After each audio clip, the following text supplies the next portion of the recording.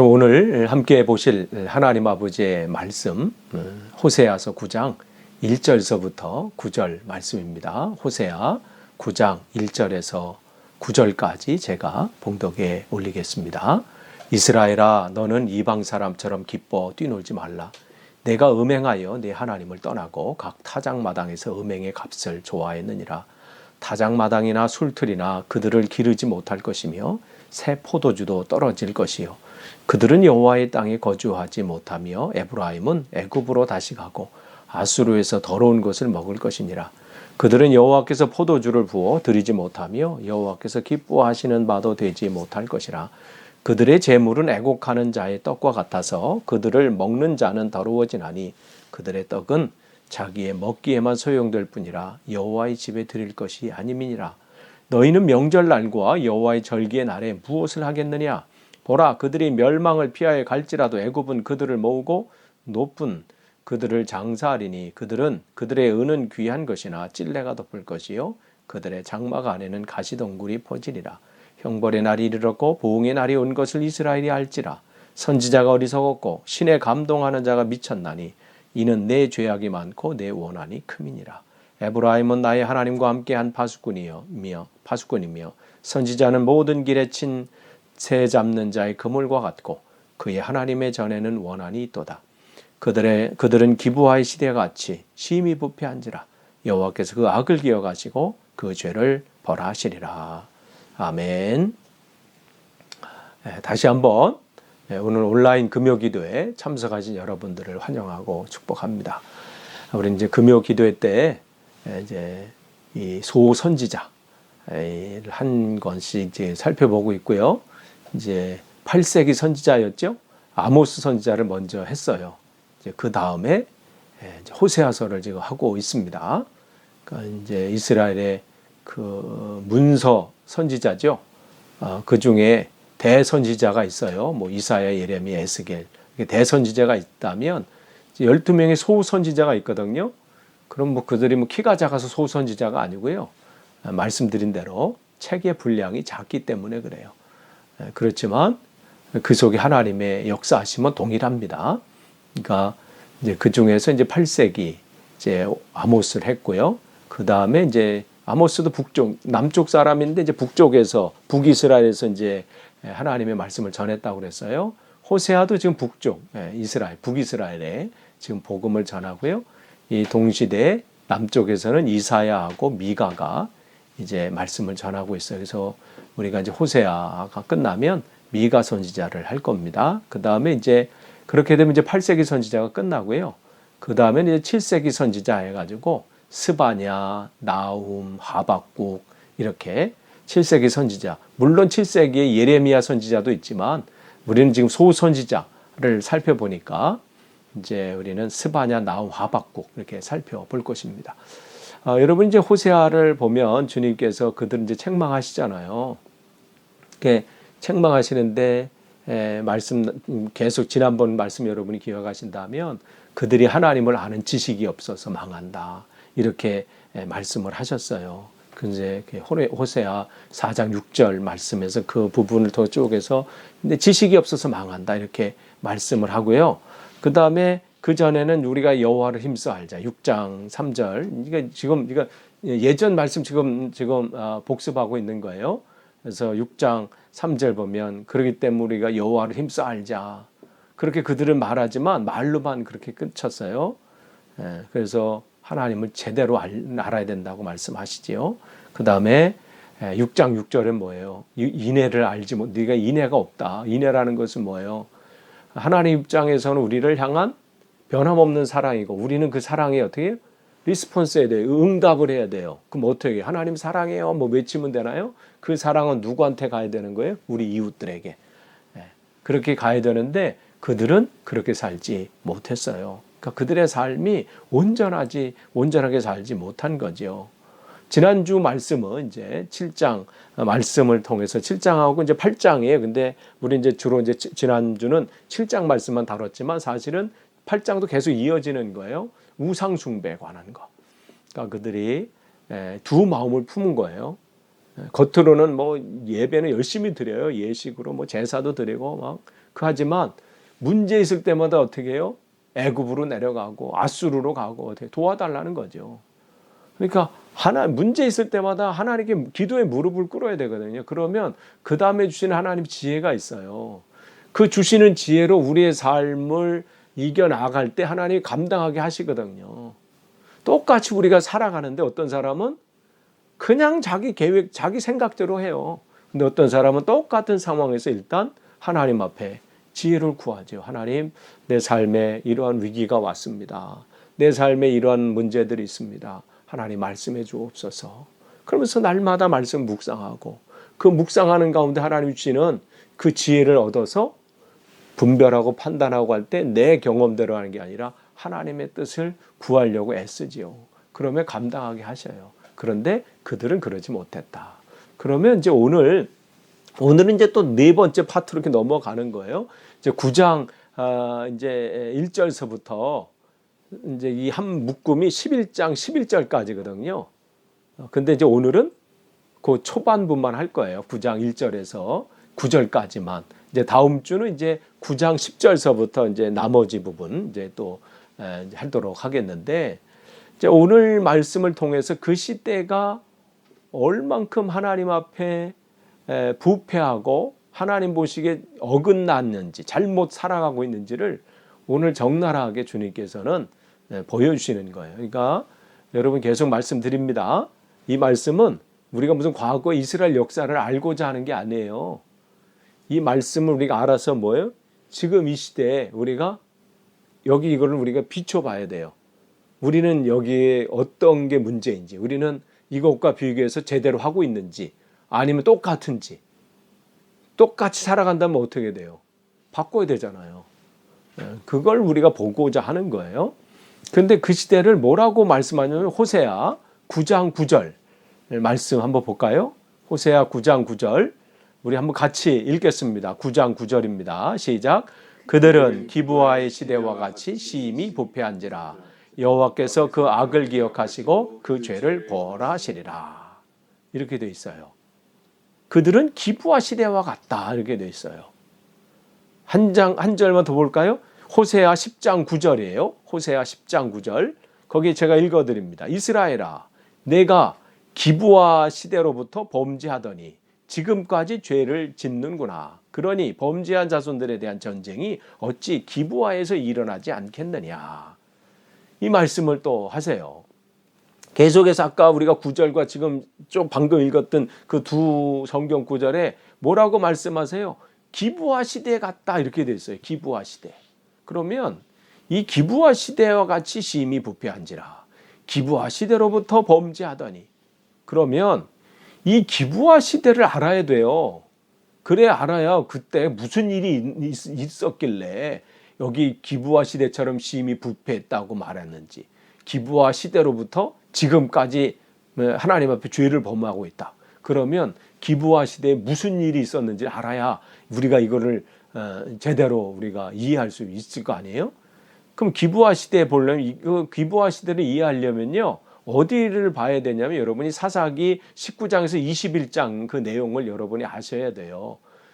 거기 보면 그 내용이 무슨 그때 있었냐면 이스라엘 나라 안에 그 이제 이스라엘은 12지파 있잖아요. 12명의 그러니까 야곱의 그 아들의 그에 인해서 이스라엘이 12지파 이렇게 나눠져 있잖아요.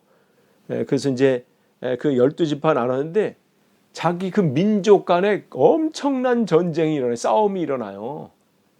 그게 이 사사기 19장에서 21장 내용이거든요. 그 시작은 근데 이렇게 시작이 돼요. 사사기 19장 1절 말씀 보면 거기 이스라엘의 왕이 없을 그때에 에브라임 산지 구석에 거류하는 어떤 레위인 사람이 유다 베들레헴에서 첩을 맞이하였더니 이렇게 돼요. 여기 보면 어떤 레위인이 유다 베들레헴에서 첩을 맞이했다. 근데 여기서 무슨 첩이라고 하면 여러분 부인은 있는데 또 이렇게 몰래 바람 피는 거 이런 의미가 아니에요. 그런 첩은 아니고요. 이제 그건 거기서 쓰는 단어랑 여기 쓰는 좀 다른 단어요. 달라요. 그러니까 여기서 이 첩은 두 번째 부인 이 정도로 생각하시면 돼요. 그러니까 이제 두 번째 부인 혹은 이제 원래 결혼했던 그 부인이 죽고 그 다음에 맞이하는 뭐 그런 부인 뭐 이 정도. 그러니까 여러분이 이제 아브라함도 사라가 죽은 다음에 이제 두 번째 부인 그두라를 이제 맞이하잖아요. 사라가 죽은 다음에 그때도 그 부인을 그두라를 표현할 때 이제 우리가 개역 개정에서는 지금 우리 여기 이 성경에서는 개역 개정은 소실이라고 표현되어 있고요. 예전 성경, 개역 성경에는 첩이라 이렇게 되어 있고 또 쉬운 성경에도 이제 첩이라고 이렇게 표현되어 있어요. 그러니까 그 첩은 그 다른 게 아니라 둘째 부인. 그러니까 그 당시에 이제 일부 다처제 이런 상황이에요. 사실 하나님께서 원하시는 건 일부 다처제는 아니죠.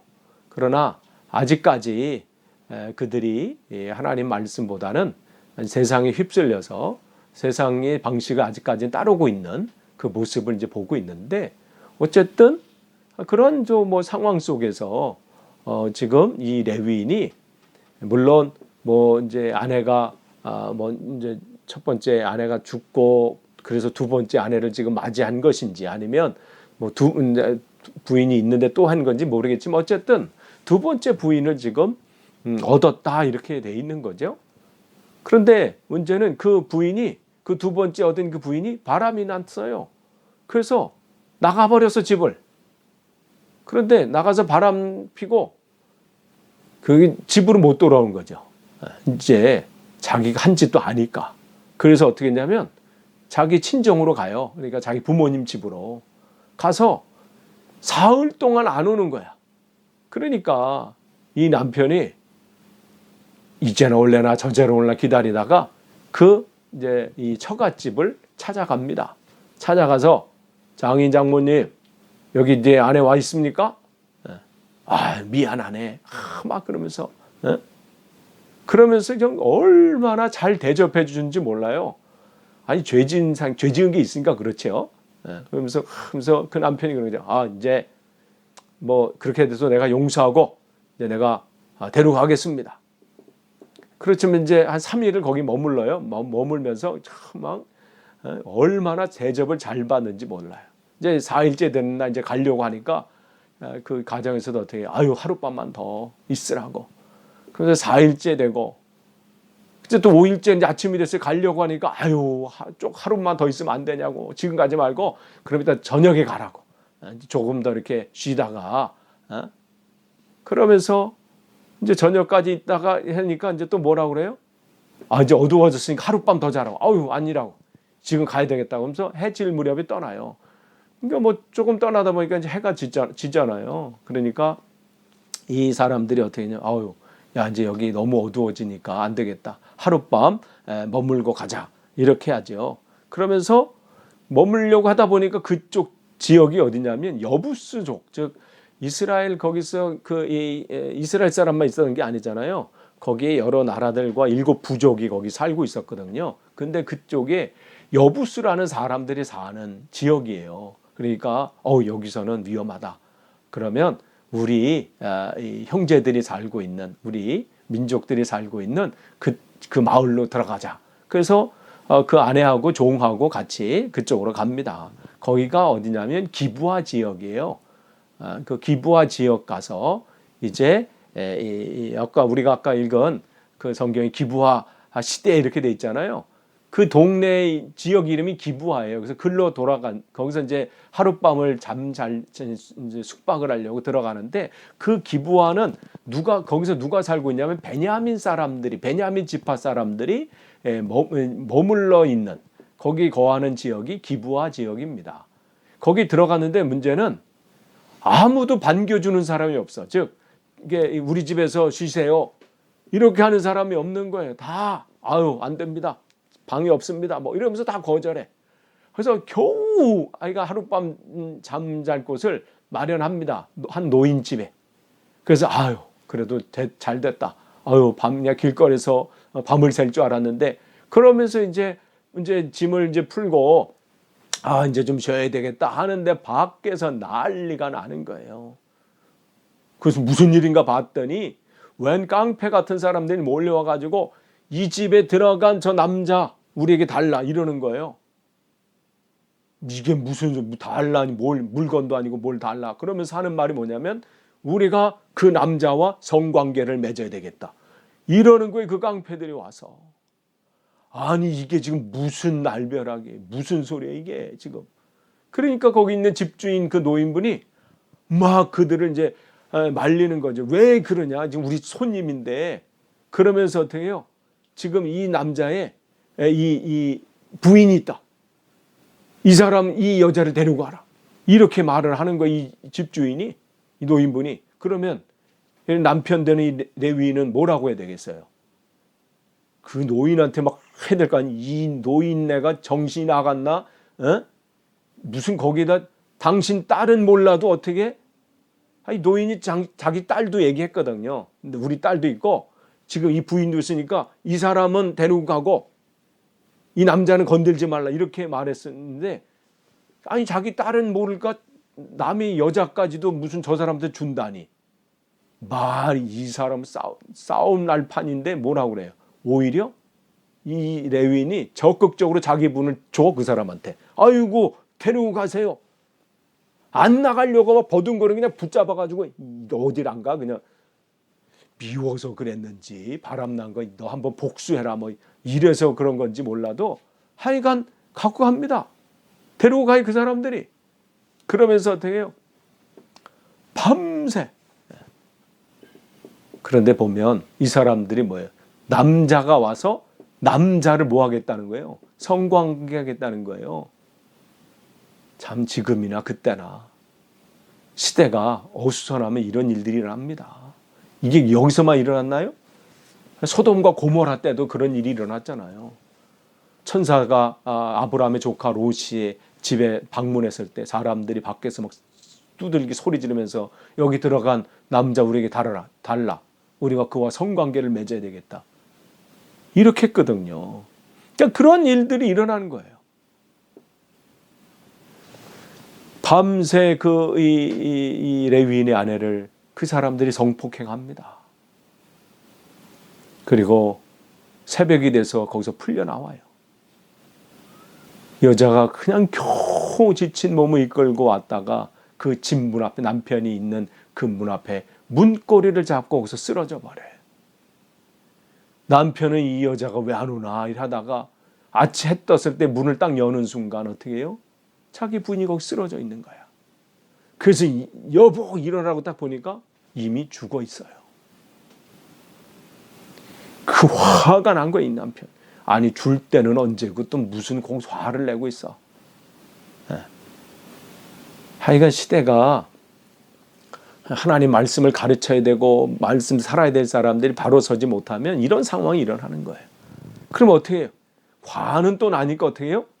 그 여인을, 그 자기 부인을 12도막을 내요. 그러면서 어떻게 해요? 12 그 지파 사람들에게, 거기에 리더들한테 다 보내. 지금 내 부인이 이러한 참혹한 일, 이런 일을 당했다. 그러니까 지금 12지파가 난리 난 거예요. 이게 무슨 일이냐? 어떻게 우리 민족을 누가 이렇게 했느냐? 그러면서 회의를 해요. 그들이 모여가지고 미스바에 모여가지고 회의를 하는 거예요. 그러니까 그 중요한 일일 때마다 그 모인 장소가 그 미스바였어요. 그러니까 사무엘도 나중에 우리가 모이자 했을 때 미스바에 모였잖아요. 거기서 그들이 모여가지고 회의를 합니다. 이게 누가 잘못이냐? 왜 이런 일이 일어났느냐? 그러면서 결론 내게 뭐냐면 그 베냐민 지파 사람들의 당신네 그 지역에 있는 그 사람들이니까 그 사람을 잡아다가 이끌고 와라. 우리가 재판해서 우리가 여기에 맞는 우리가 벌을 줘야 되겠다. 그러면 그 베냐민 사람들이 아유 알겠습니다. 아이고 우리가 이런 이 참혹한 일이 이런지 모르고 그랬네요. 했으면 좋겠는데 뭐라고 해요? 그들이 베냐민 사람 그 지파 사람 대표들이 No, 아무도 우리 지파 사람을 건드리지 못한다. 이렇게 돼버린 거야. 그러니까 지금 어떻게 돼요? 11대 1의 싸움이 된 거예요. 11지파가 뭐야? 그러면서 전쟁 이렇게 된 거죠. 그래서 전쟁했어요. 피비린 나는 전쟁. 그래서 어떻게 돼서 결과가 베냐민 지파 600명만 남았어요. 다 죽고 자기들끼리 싸워서. 그러니까 나중에 후에 이제 사울이 왕이 된 다음에 왕이 될 때 뭐라고 얘기해요? 아유, 우리는 이 베냐민 우리 지파는 정말 지극히 작은 지파입니다. 이렇게 말한 거는 무슨 겸손해서가 아니에요.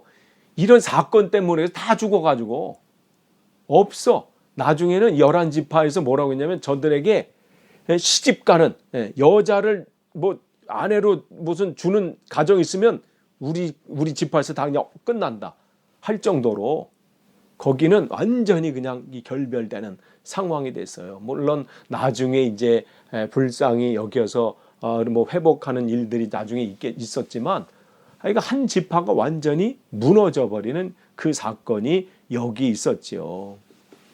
그 사울 왕의 고향도 여기 기브아예요. 그러니까 이 안에서 지금 엄청난, 근데 문제는 이 참혹한 이 사건의 발단이 뭐였어요? 아까 우리가 읽은 이제 말씀, 19장 1절 말씀 기억해 보시면 이스라엘에 뭐가 없다고 해서 왕이 없다고 그랬어요. 그러면 왜 그때 왕이 없겠어요? 왕은 누구세요? 하나님이거든요. 근데 그 왕이신 하나님을 누가 못 보여준 거예요? 제사장과 레위인들이 하나님 말씀을 받아서 그 말씀을, 자기가 받은 말씀을 전해야 되는데 그 전해야 될 통로가 그냥 꽉 막혀버린 거야. 그러니까 어떻게 돼요? 그들은 자기 말씀을 듣지 못하니까 자기 생각에 옳은 대로 그냥 살아가는 것이죠. 그러니까 자기 눈에 좋은 대로 쾌락이 좋으면 그냥 쫓아가는 거예요. 그런 시대가 돼버린 거죠. 아니, 그 백성만 문제가 아니라 제사장이나 레위인, 즉 하나님 말씀을 묵상하는 목사들이 그 말씀을 통로가 되지 못하니까 자기들도 그 말씀대로 살지 못하는 거예요. 그러니 그 시대가 오죽하겠어요? 영적인 위계 질서가 지금 완전히 무너진 거죠. 레위인과 제사장들이 사명을 감당하지 못하는 겁니다. 그러니까 말씀을 듣지 못하니까 사람들을 내가 어떻게 대해야 되는지, 그 사람들 한 사람 한 사람은 어떤 사람들이에요? 하나님 만드신 피조물이잖아요. 하나님의 창조물이잖아요. 그러니까 함부로 대할 사람이 없는 거예요. 그런데 함부로 대하고 함부로 취급하고 물건 취급하고 자기 이익의 수단으로 하고 자기 쾌락의 수단으로 그렇게 보는 시대가 돼버린 거지요.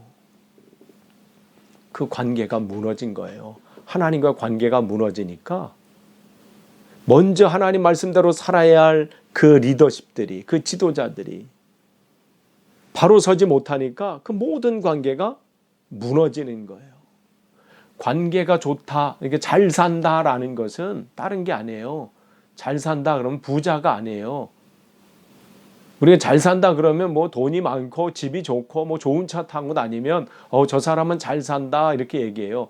그건 그냥 부자라고 하는 거예요. 잘 산다는 것은 그 어원의 시작은 관계예요. 관계가 잘 맺어 있다. 그러니까 끊어지지 않고 관계가 잘 맺어 있는 것을 잘 산다 이렇게 얘기해요. 그러니까 그 집이 남편과 아내와 남편의 관계가 좋다.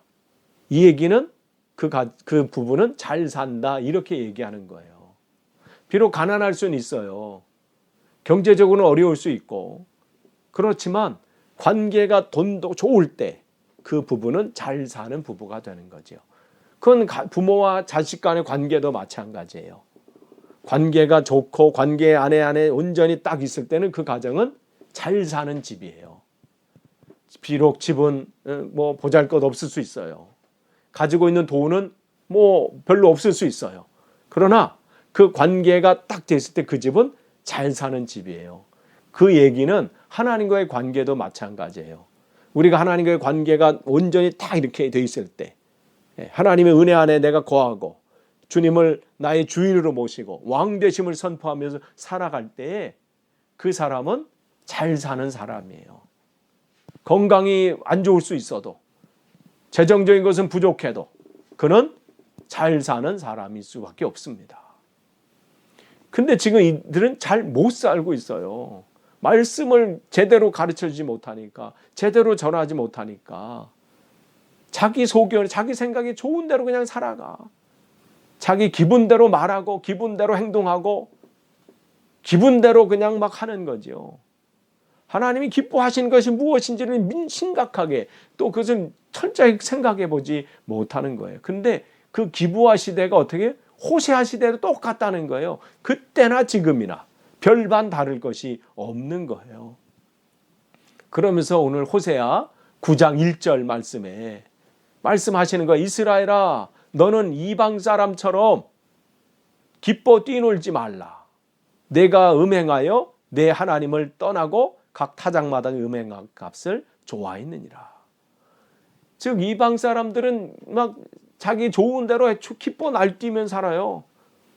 자기가 기분대로 자기가 좋아하는 걸 가지니까, 그걸 얻고 막 그냥 그걸 내 거 되니까 막 좋아하는 거예요. 근데 거기에 휩쓸려서 같이 살면 안 된다는 거죠. 하나님의 사람들은 어떻게 된다는 거예요? 그 사람들은 세상 사람들이 뭐 세상 것을 얻고 뭐 쾌락 속에 있고 뭐 세상이 뭐 부어라 마셔라 오늘 좋구나, 에? 마치 오늘이 마지막인 것처럼 막 살아가고 말이죠. 거기에 같이 그냥 휩쓸려 가지고 그냥 거기 그 자리에 앉아 가지고 그냥, 에? 그렇게 헤매는 인생 되지 말라는 거예요. 구별된 삶을 살라는 거예요. 너희들이 기뻐해야 될 것은 그런 것을 기뻐하는 것이 아니라는 거지요. 그래서 시편 1편 1절에서 2절 말씀은 뭐라고 우리에게 말씀하십니까? 복 있는 사람은 악인들의 꾀를 따르지 아니하며 죄인들의 길에 서지 아니하며 오만한 자들의 자리에 앉지 아니하고, 이게 아까 말씀드린 그거잖아요. 이방 사람처럼 기뻐 뛰놀지 않는 거예요. 근데 거기서 이득 얻는다고 그냥 같이 꾀를 따르고 있죠. 또 죄인의 길에 서 있고 오만한 자리에 또 같이 앉아서 뭉개고 있고 기뻐하는 거예요. 근데 우리가 해야 될 것은 뭐 2절이에요. 오직 여호와 율법을 즐거워하는 거예요. 여기에 기뻐하는 거예요. 하나님 말씀을 기뻐하는 거예요. 그러면서 그냥 기뻐가지고 어떻게 해요? 하루로 끝나는 게 아니에요. 잠깐 하다 마는 게 아니야. 밤낮으로 데일리 매일매일 묵상하는 거예요. 기억하고 또 기억하고 여호와의 말씀을 즐거워해서 그 율법을 주야로 묵상하는 거죠. 그러니까 근데 그 시대에 어떻게 말씀을 가르쳐주는 사람도 없고 삶으로 보여주는 사람도 없고, 그 사사시대 사사기 여러분이 읽어보시면 제사장하고 레위인들 말씀을 정말 가르치고 또 그 삶을 살아야 될 사람이 뭐 했는지는 하나도 안 나와. 그러니까 세상 지금 말로 일도 없어. 일도. 그런 시대가 됐어요. 그러니 어떤 현상이 일어나요? 호세아 9장 7절 말씀이에요. 호세아 7장 9절, 형벌의 날이 이르렀고 보응의 날이 온 것을 이스라엘이 알지라. 즉 그렇게 해서 하나님이 이제 너희들 어떻게 할 것인지 알아라 하면서 뭐라고 해. 근데도 그들이 삶 속에서 하는 말은 이런 말이에요. 선지자가 어리석었고 신에 감동하는 자가 미쳤나니 이는 내 죄악이 많고 내 원한이 큼이니라. 이렇게 됐어요. 이게 뭐야? 선지자가 어리석고 신에 감동한 자가 미쳤다.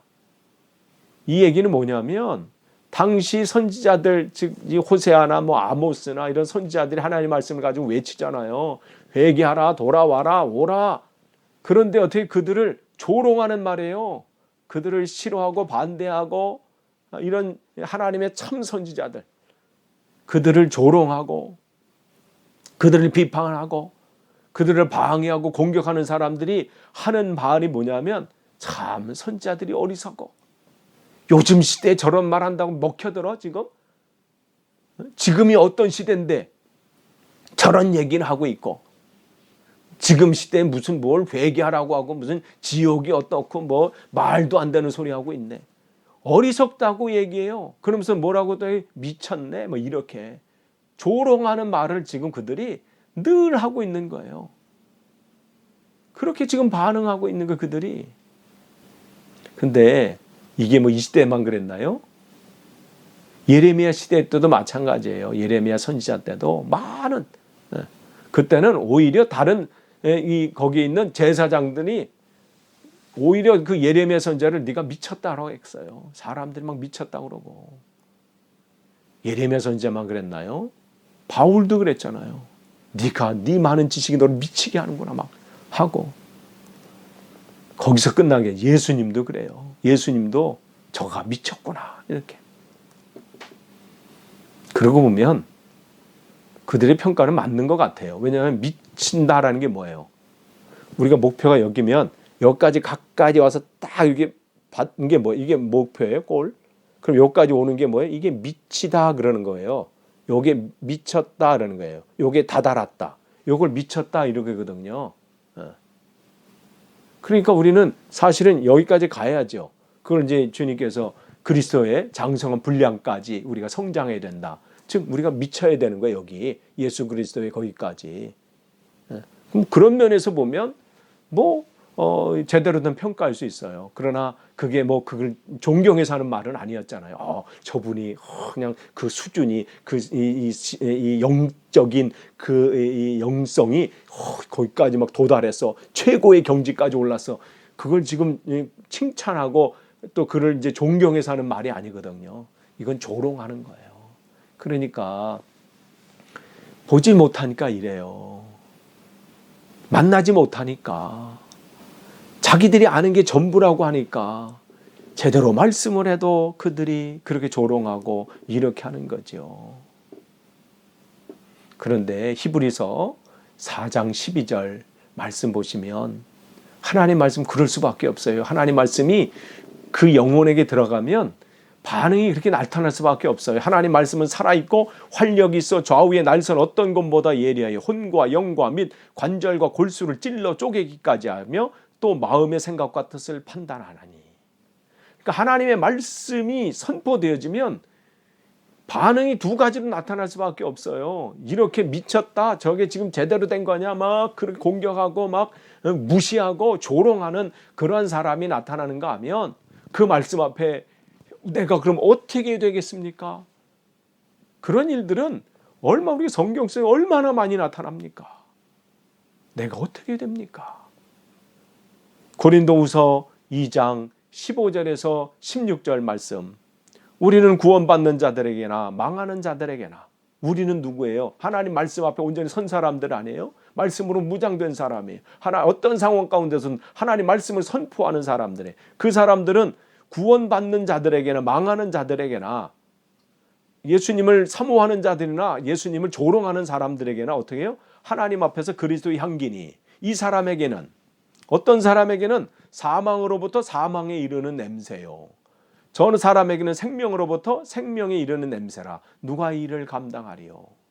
어떤 사람에게는 우리가 가서 복음을 전함으로 야, 내가 예수님 믿기를 참 잘했다. 어떤 사람은 야, 내가 안 믿었으면 큰일 날 뻔했다. 그런 일들이 일어난다는 거예요. 말씀이라는 게 그 정도로 파워풀해요. 그런 역사가 나타난다는 거죠. 그러니까 지금 하나님 말씀 제대로 선포되지 못하고 가르침이 없으니까 지금 이 호세아 시대가 기브아 시대처럼 지금 하나님의 뜻은 상관없이 자기 뜻대로 죄악 가운데 헤매고 종교 지도자들도 하나님 말씀 안에 서야 될 그 사람들도 지금 그렇게 헤매고 있는 겁니다. 그럼 이 시대는 어떤가요? 이 시대는 뭐 잘 하나님 뜻이 잘 이루어지고 있나요? 말씀으로 우리는 이 시대를 점검해야 돼요. 정말 먼저 믿는 우리들이 정말 하나님 말씀 안에 제대로 지금 서 있는지, 그 말씀으로 온전히 무장되어 있는지 우리를 그걸 점검해야 합니다.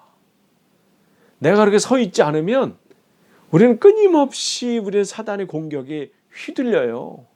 그래서 우리도 어느 순간에 거기에 푹 빠져버려요. 처음부터 이 레위인이 그렇게 했나요? 아니겠죠. 처음에는 하나님 말씀대로 왜 서지 않았겠어? 섰겠죠. 근데 세월이 지나가 보니까 제 속에 휩쓸리고 거기에 눌리고 거기에 그냥 빠져버리니까 말씀을 읽어야 된다고 알고 말씀대로 살아야 된다는 거 알고 이렇게 하면 안 된다고 알면서도 그렇게 세월만 보내고 있었던 것이죠. 그러면서 자기만 망하는 게 아니라 함께하는 모든 이들이 그 시대가 멸망의 길로 가잖아요. 정말 우리가 이 시대에 진짜 제대로 서야 합니다. 하나님께서 각 곳에 세우신 교회들이 있잖아요. 건물이 아니에요.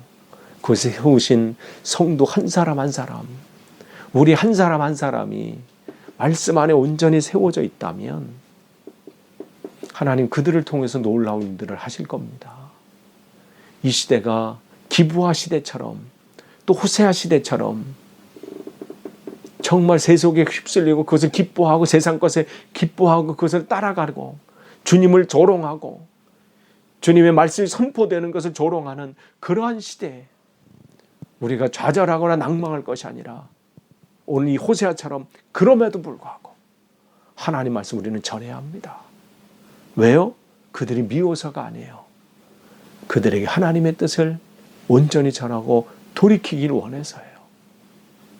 그래서 주님은 우리가 이제 다음 주에 볼 이제 10절서부터 또 다시 한번 그 말씀을 쭉 하셔요. 아무쪼록 저와 여러분이 정말 이 21세기를 살아가는 우리들이 다시 오실 주님을 기다리면서 하루하루 살 때 그냥 막연하게 사는 것이 아니라 정말 우리가 정신 차려야 됩니다. 마귀는 무는 사자와 같이 그냥 그냥 딱 먹일 것만 있으면 그건 구분하질 않아요. 뭐 이 사람은 뭐 이러니까 놔두고 이런 거 없어요. 뭐 내가 뭐 신앙이 뭐 5대 6대 그거 필요 없어요. 우리 아버지가 목사님인데 그럼 뭐 어쩌라고. 그러면 사단이 다 고른 다음에 아닌 사람만 해? 아니에요. 목사라 할지라도 하나님 말씀대로 제대로 안 서 있으면요. 그냥 토실토실한 먹잇감이 돼버리는 거예요. 정신 차려야 합니다. 이 시대 정말 여러분 말씀으로 무장하셔야 돼요. 세상 것에 여러분 거기 그냥 같이 거기 날뛰어서 그렇게 할 게 아니에요. 세상 것에 기뻐할 때가 아닙니다. 거기서 기뻐 뛰놀지 말라 이렇게 했잖아요. 우리는 말씀 안에서 기뻐 뛰놀아야 돼요. 그 말씀 안에서 주님이 말씀 주시는 그 말씀을 붙잡고 여러분 이 시대를 놓고 기도하셔야 돼요. 정말 여러분이 기도의 영역을 넓히셔야 돼요. 이 시대에 하나님의 그 나라가 온전히 임할 수 있도록 사단의 공격 안에 하나님이 이 나라가 온전히 든든히 세워지고 이 시대에 세우신 교회가 바로 세워지고 이 시대 주의 종들이 바로 세워져서 하나님 말씀이 온전히 선포될 수 있도록 여러분이 기도하셔야 합니다. 사단은 오늘도 정말 다양한 방법으로 이 시대에 복음이 증거되는 것을 막고 있어요. 공격해요. 그러한 시대에 지금 똑같은 시대에 어쩌면 우리가 살고 있는 거예요. 여러분이 그러한 귀한 사명을 저와 여러분이 이 시대에 잘 감당하기를 간절히 축원합니다. 기도하겠습니다. 하나님 감사합니다. 오늘도 말씀을 주셨습니다. 하나님 이 시대에 정말 하나님 말씀을 가지고 다시 한번 무장하기를 원합니다. 그 말씀대로 다시 한번 우리가 든든히 서길 원합니다.